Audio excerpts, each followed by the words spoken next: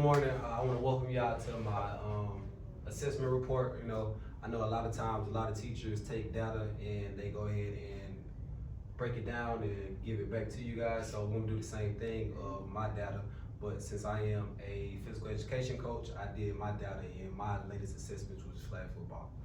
All right. So again, this is a flag football assessment report, and it's analysis of student performance in K through 4 flag football. All right, good. So the first thing we'll go over is my student demographics. All right. So again, I teach kindergarten through 4th. So our school is Kipso Primary. The grades that I assessed was kindergarten, 1st grade, 2nd grade, 3rd grade, and 4th grade. The total students assessed in all was 136 students. So that's 30 students. Roughly, we had about 25 to 30 students per class. And then we focused on flag football skills. So for our assessment overview, we again did flag football skills evaluation. So there was 5 categories that I assessed them in, all right?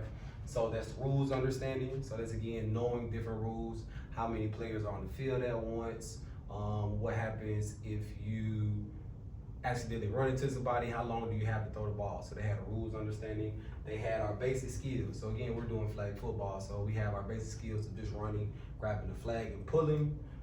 We have basic skills of trying to do different juke moves and things of that nature to get around people. We also had teamwork. Teamwork is a big one that I had to assess in because without teamwork, you cannot make anything wrong in flag football or any other sport in the area. So I wanted to assess in teamwork. Next is sportsmanship.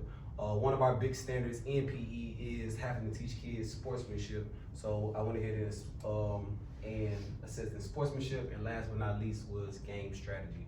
All right, so again, the kids actually knowing the game and knowing, all right, this is how you run a certain play, this is how you do this. So those are the 5 things that I assessed in, and then our goal was to assess student competency and sportsmanship in flag football. So, get into some data, all right? So we went into the first analysis, which is our rule understanding scores. Can anybody tell me what they see before I get into it?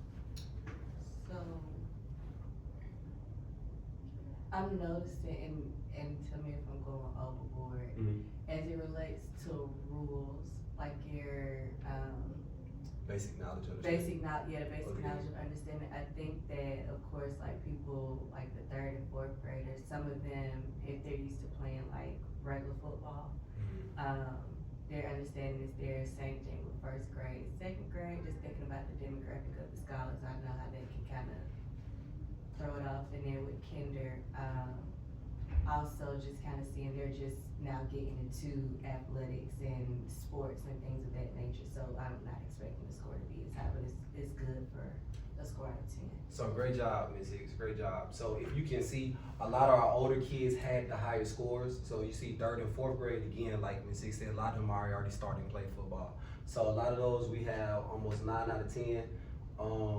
And then we have 1st grade, so again, they're still at that age, that's their 6U age, that they're about to start playing, that they again have higher scores.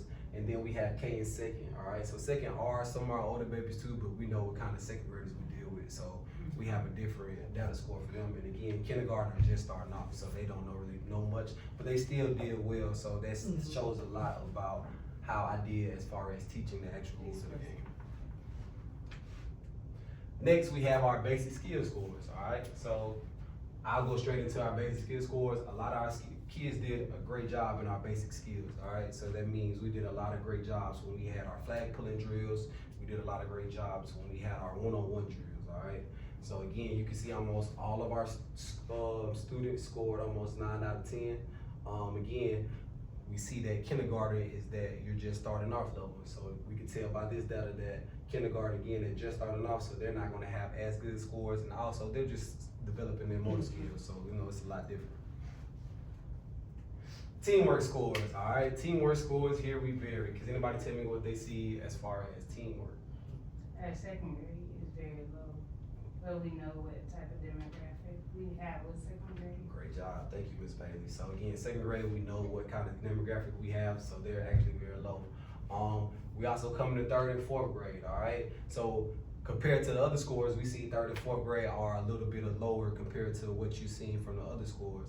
But again, you have older kids now, so again, we know the demographics we serve. So with our 4th graders, sometimes it's harder for them to get along with each other. It's that independence. Especially, and the same thing with 3rd grade. Now you see a big, yes, I was just about to say with first grade, I see that they're the highest. absolutely. And that's because I feel like they're just happy to be there. Exactly. So that's why great job is all. So great job. So as far as teamwork scores between kindergarten and first, again, you got kindergartners who want to just play. You have Yeah. first graders who just want to play and be around each other. So you're not gonna have as much as the bickering as you may see with a 3rd, 4th grader, and even now our 2nd grader, because we know what we serve. Sportsmanship scores, all right? So can anybody tell me what they see as far as sportsmanship? Go ahead, Mr. House. The sportsmanship, that's pretty much like as far as I want to say it's teamwork, but not Player. yeah, team player. Mhm. As far as just working as one, like we say, well, like I said, one band, one sound type of deal. Being able to, even though you may be the star player, but just everybody working together to achieve the goal. And again, it goes back to the first grade being the highest. On that one, I see that the kindergarten, Still suffer the real, right? yeah, they suffer. So again, these grades, again, they dropped a little bit more. 2nd grade surprisingly kind of came up in sportsmanship. So again, when I'm teaching sportsmanship, I'm teaching, hey, all right, make sure we shake hands afterwards. Make sure we have a positive attitude, you know what I'm saying? Those things of that nature. Make sure we're doing the right things. So again, you see kinder, again, they are younger, so you might have a little more temper tantrums or things of that nature when they lose. So you'll see those higher scores again for 4th grade, which they're a little bit older, they did a little bit well. And again, 1st grade still kind of, they're that age, in between age. So again, they just wanted to have fun and they were okay if this happened or that happened. And then our 3rd graders, they're competitive, so. Absolutely. Yeah. Absolutely. And our last thing we're gonna break down is our game strategy, all right? So I'll go ahead and go through game strategy. So again, you might see a trend that you have lower scores here. Because again, game strategy is one of the hardest things that you're probably gonna learn, especially at this age. So again, those are those X's and O's where you actually gotta know how to run plays and things of that nature. So you'll see 4th grade actually had the highest game strategy, but again, that's because they're older. They're almost going into 5th grade.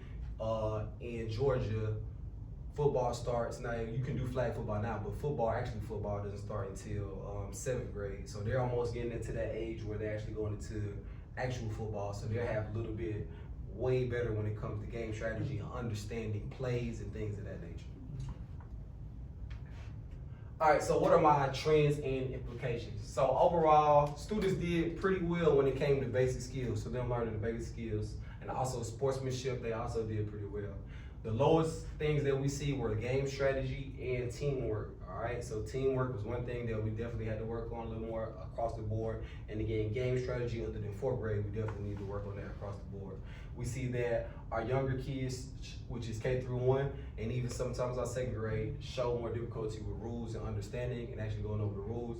And then lastly, I think that we see that intervention should focus on strategic thinking and cooperative play. So again, that teamwork-based learning. So our areas of celebrations, things that I feel like I did good in as far as teaching, all right? So the basic skills, so that means I feel like I did a big celebration of actually we going in and we working on those different skills every day, flag pulling, which you'll see they had the most fun in, and we actually got to play more games in things such as Sharks versus Minnows. So again, they got a lot of those basic skills because they got a lot more games in there. We had a high engagement and participation in assessment across the board, so that was a great thing. And then improvement for sportsmanship observed through practice, all right? So these were all of my areas of celebration. Areas of improvement. So focus on teaching the game strategy through structured gameplay.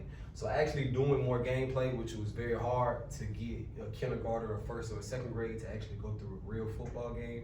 If you even play flag football, you'll see that it's very hard to do that as coaching, all right? So focus on more structured strategy through gameplay, reinforce teamwork and principles.